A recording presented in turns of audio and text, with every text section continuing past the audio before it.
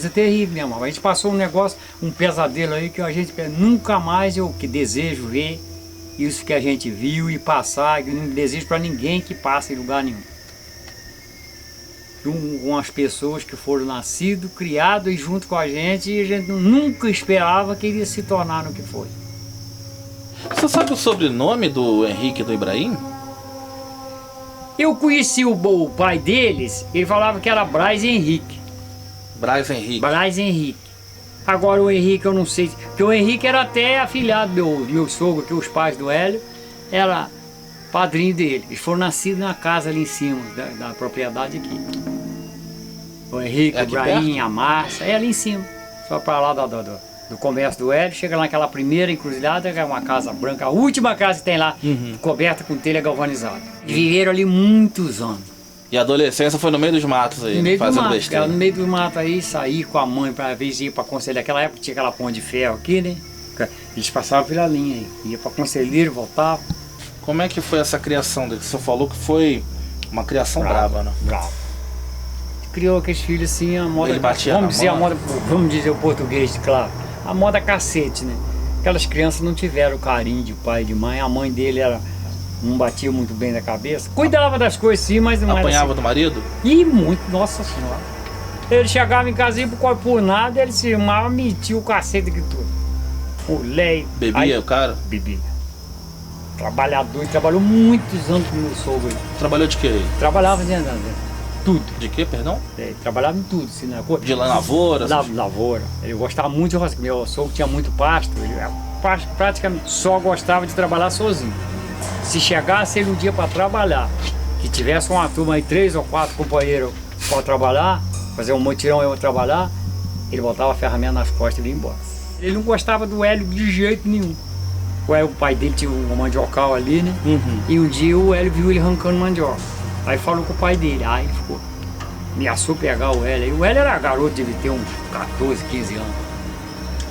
Eles tinham cometido um crime quando eles tinham mudado daqui, mas eles eram de menores.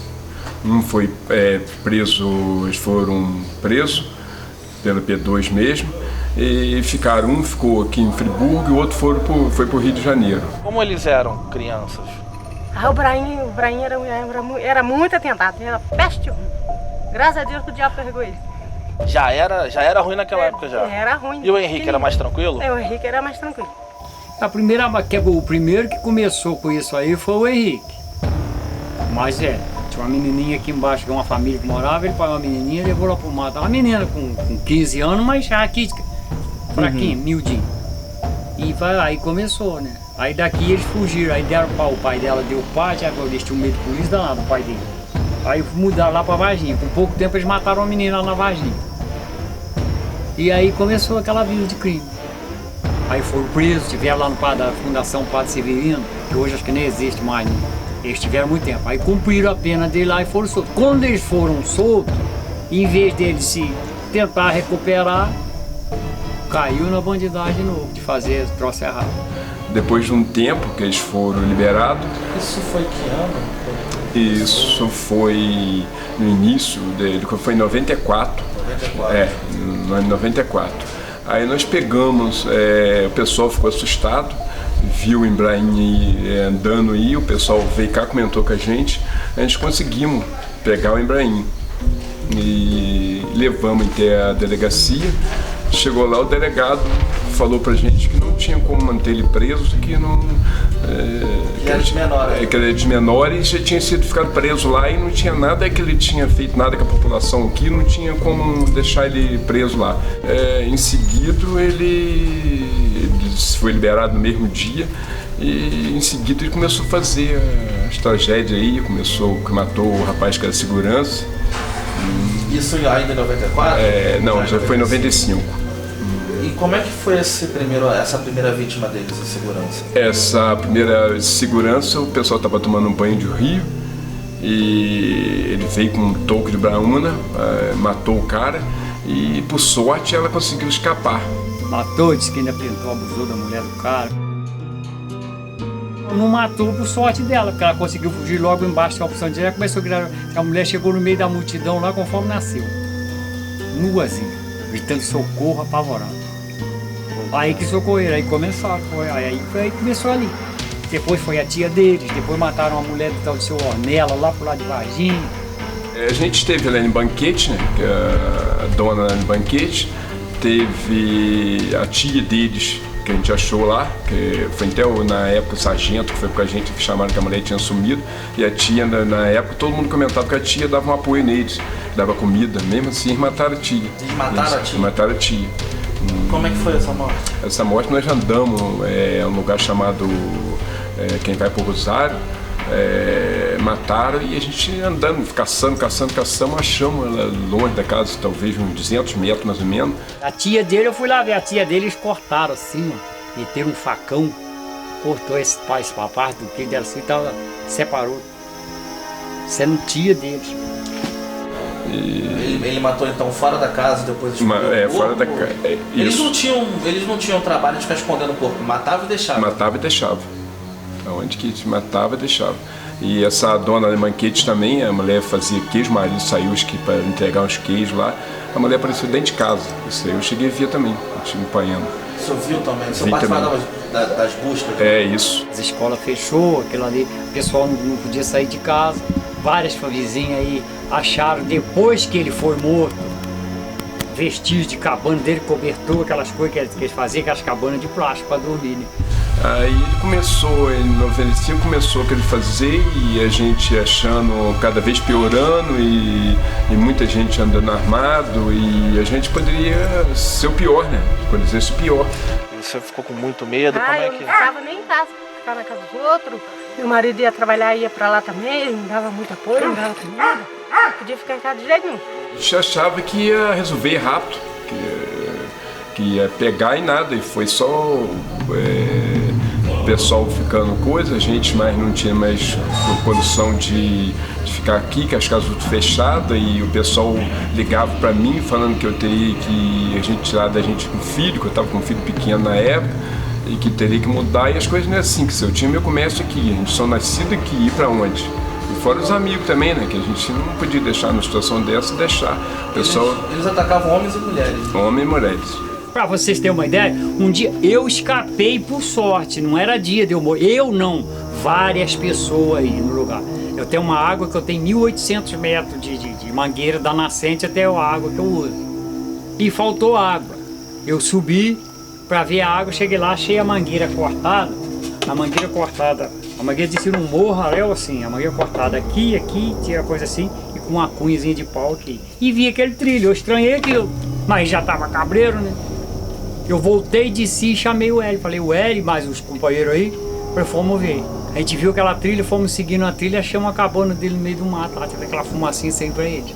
Aí o Hélio voltou para ligar para a polícia, mas acho que eles perceberam. Quando a polícia chegou aqui, nós fomos lá, só tava a cabana pura. Tinha um caldeirão de batata inglesa, eles cozinhando aquilo. Depois daquilo acharam panela de pressão, aquelas vestes de cobertor, que eles roubavam o cobertor. E as pessoas ficavam sabendo, às vezes, desconfiavam que eles estavam por perto, quando dava por falta de alguma coisa. Alguma coisa, quando viu uma casa arrombada. Eles apanhavam muito comida, e o outro entrou em casa aí que tinha arma e eles nunca apanharam a arma. Eles não sabiam andar de ônibus. Eles iam daqui, aí rodava muito aqui até ali pro Trilho do Céu, dali pra cá. Fazia esse trecho tudo a pé. Tudo a pé? Tudo a pé. Entrou na casa do cara aí, o cara tinha um revólver guardado dentro, ele virou o guarda-roupa todinho do cara e não apanhou o revólver. Mas que ele não sabia usar aquilo, né? O certo ele usava muito era o facão e o pau. A gente achava que com a massa mais grosso que isso, desse tamanho assim. É o que eles andavam, a arma deles. Era criado mesmo no mato mesmo, era bicho solto aí no mato. E como é que vocês achavam os rastros deles? Porque tem histórias, né, deles montarem cabana em fazenda de gente, né, montarem algum tipo de moradia ali sem ninguém perceber. Eles eram espertos ali. É isso aí. Isso aí, até dentro de Manilha, na época, eles já andaram escondendo, né? Que o pessoal saía, isso aqui, quando de repente sumiu, o pessoal não sabia.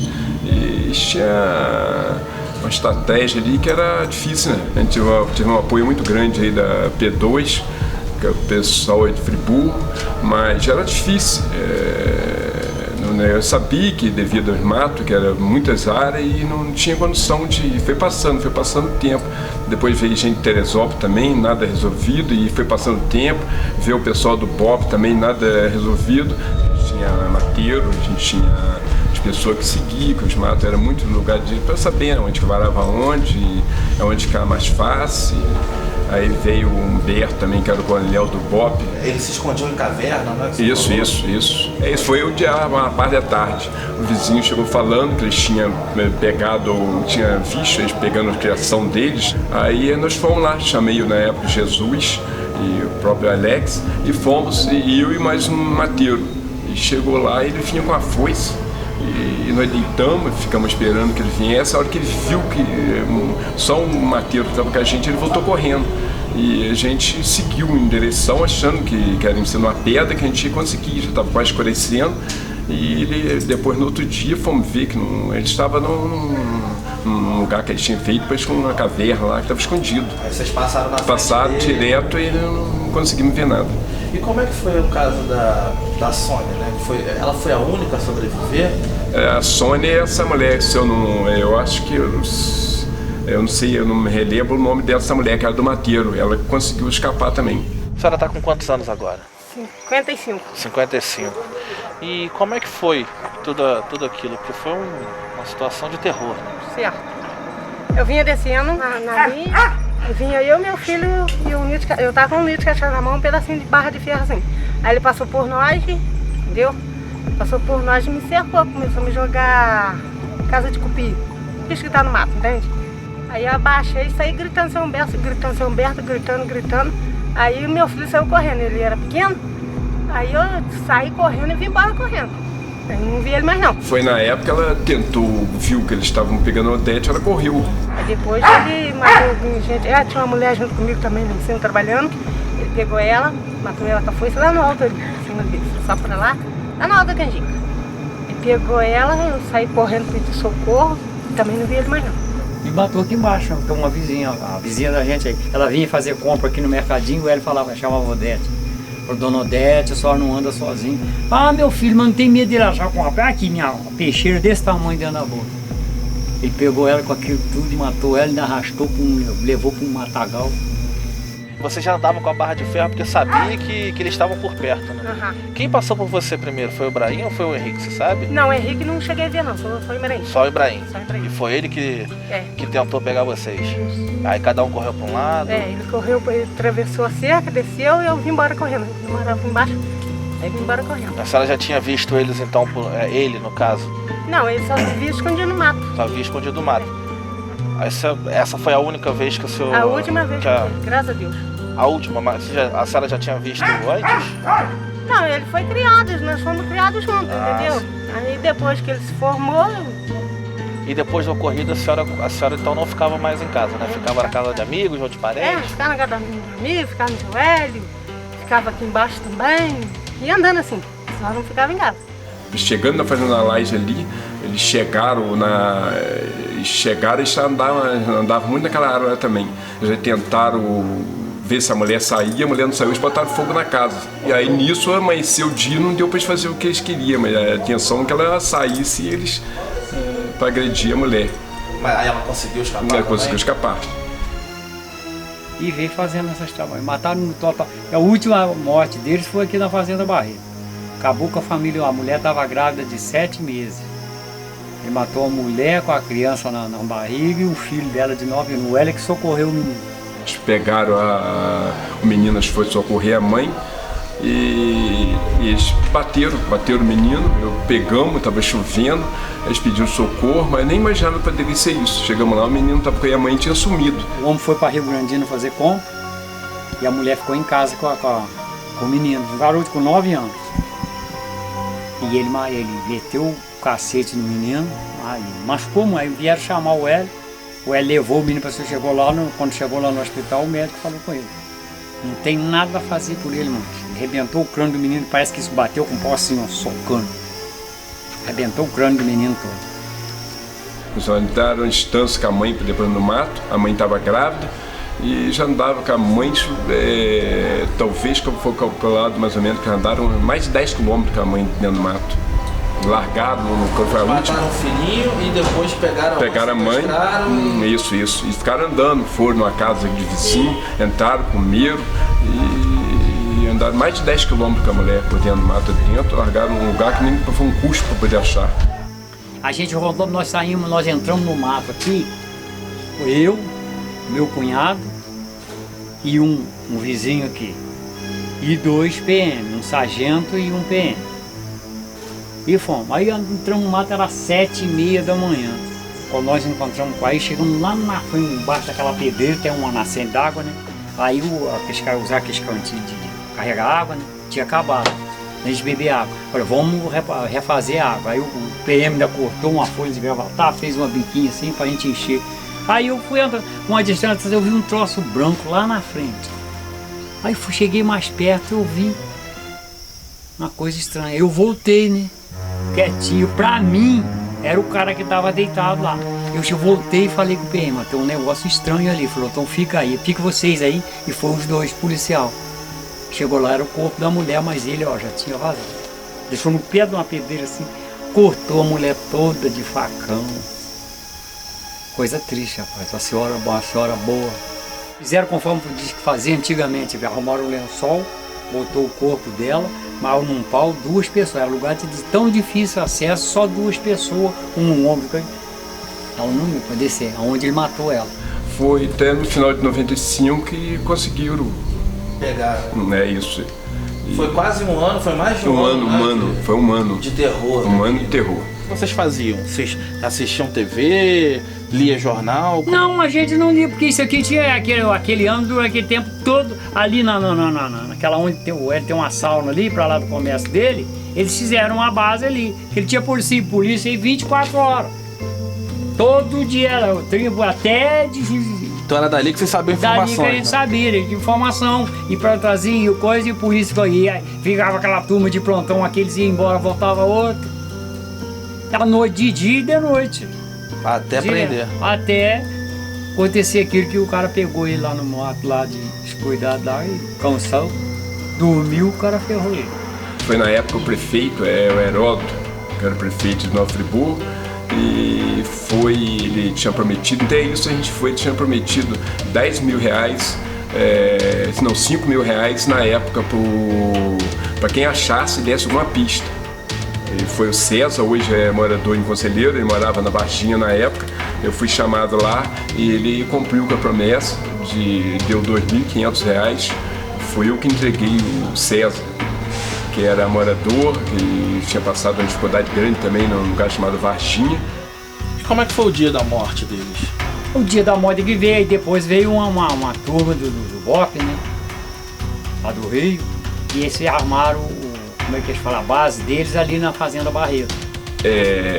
Eles tinham invadido uma casa assim, antes, na noite anterior, eles tinham uma casa nesse lugar chamado Barro Branco, que foi a morte dele. Eles tinham já mexido na casa lá, e eles estavam seguindo naquela área lá e eles pegaram ele, acho que ele estava dormindo debaixo desses bambu lá, isso. E o Henrique estava com eles na hora, conseguiu escapar? Não, nesse dia ninguém viu do Henrique, não. Eu acredito que ele já tinha, a hora que viu que o circo estava apertando, ele tinha saído fora já. Quando foi um dia aí, o cara lá da Varginha, né? O cara tinha uma roça de milho, viu o varal, a mulher tinha estendido a roupa, não viu a roupa no varal, aí viu o rastro, viu, o cara foi seguindo o rastro. O bicho chegou subindo uma montanha, num pasto, né? Tinha uma carreira de bambu, e o cara viu ele dormindo. Aí o cara já estava preparado, né? Apertou em cima dele. Ele morreu dormindo então? Morreu dormindo. Olha se o cara, se ele acorda, o cara não pega. O Henrique não estava por perto, né? Aliás, estava por perto, viu o movimento e saiu correndo. Não, o Henrique desse dia ele não estava sozinho. O Henrique já tinha fugido lá para a fazenda, aquele tal de Aguilera lá. Agora esse Aguilera acho que morreu agora há pouco tempo. O que a população falava na época, sentia sentimento de revolta, de querer fazer justiça com as próprias mãos? Foi o que aconteceu no dia mesmo da morte dele lá, que o coronel tinha que sair com o corpo, o pessoal estava com muita revolta, o pessoal do BOP, como tinha gente de Friburgo também, e eles me chamaram para reconhecer o corpo, na época, e o pessoal achava que teria, a revolta é tão grande que achava que teria que cortar, teria que ir para a justiça, ficar difícil, né?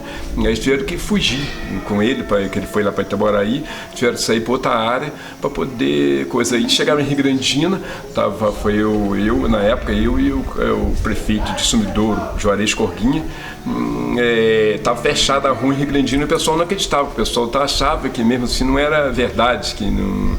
Aí estavam os cachorros presos, estava a Toyota do Bob preso. Aí eu cheguei e falei, o pessoal sabia que a gente tem o esforço da gente aí, e liberaram o caminho, liberaram a rua. Tinha mais de 100 carros parados, que a rua fechada já, que o pessoal nem assim não estava acreditando. E como é que pegaram o Henrique depois?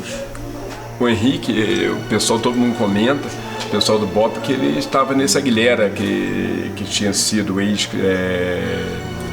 tinha sido delegado, que eles deram a guarita para ele lá. Depois, quando mataram o irmão dele, ele apresentou ele às autoridades. Ele está preso até hoje? Está preso até hoje. Olha, eu fui em alguns julgamentos deles aí, e chegaram a falar que tinha esse negócio de 30 anos, mas como no Brasil, às vezes, né, a gente fica, a pessoa até hoje pergunta, fica perguntando, mas ele liga não morreu, pra cá. Tá lá. Ele Ele tá lá onde? ultimamente ele foi visto com um menino que foi preso daqui, que é vizinho da gente aí, teve com ele em Bangu. E a mãe deles morreu agora há pouco tempo. Ela estava viva? Estava né? viva.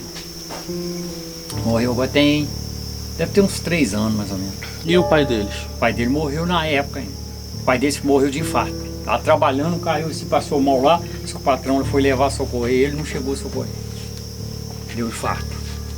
Mas pouco, já estava, eu pedi pro pessoal, foi pouco depois que aconteceu aquilo que mataram ele, acho que dali não me lembro, mas pouquinho, foi ser pouquíssimo tempo que ele morreu. Aí ficou a mulher e tem um mais novo, esse mais novo eu não conheço. O mais novo chama Jailton. Só ficou tranquilo depois que tudo acabou, né? Depois que tudo acabou, que fiquei tranquilo. Graças a Deus, ninguém me atenta aqui. Só os cachorros meus. Vai ali pra ver, tem 24 cachorros. 24 cachorros. 24. Muito bom, eles me socorrem. Mas chega ali pra ver, não deixa nada passar ali, não esquito. Tão bom, né? Vai ter um filme sobre os irmãos necrófilos e eu queria saber se você acha interessante contar essa história. Eu acho até estranho quando eles falaram isso aí, que o filme estava sendo lá em Três Picos, né? O pessoal comentou, algum vendedor comentando com a gente.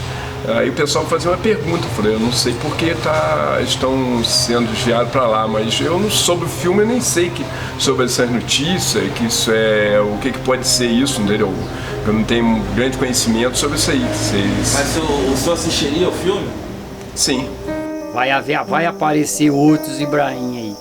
E eu espero que Deus proteja o povo, que não aconteça, né? Porque ele fez muita maldade com o povo, hein?